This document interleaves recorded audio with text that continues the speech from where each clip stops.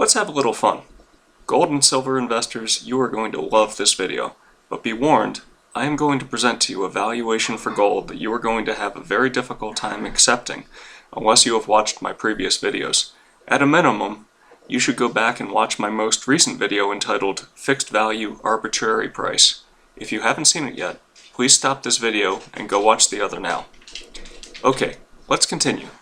We've discussed the fact that currency is only a thought in the human mind to do mental calculations of relative value.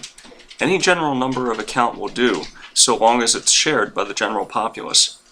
Where we've gotten into trouble in the past is when people save their surplus efforts in a unit of account instead of in a tangible item such as gold or silver. In fact, most people today denominate their savings in currency rather than what I am proposing in this picture, which was introduced in my last video. So what happens if preferences change? They can easily do so, because value is simply a thought stored in the human mind, and thoughts can easily be changed, particularly in times of crisis. Let's see if we can estimate what would happen if they did change. Let's start this calculation with an estimate of the total quantity of currency in the world.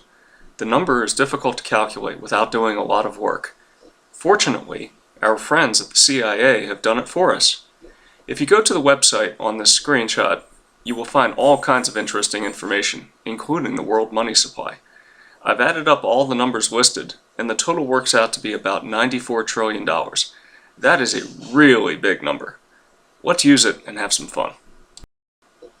Compare the world money supply shown on the left with the current market value of all of the gold in existence.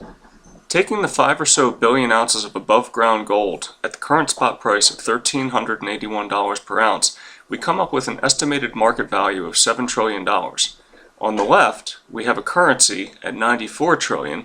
On the right, we have gold at $7 trillion. On the left, we have a system where people have decided to store $94 trillion of their perceived value into a numbering system. On the right, we have the market estimate of the value of all of the gold in the world.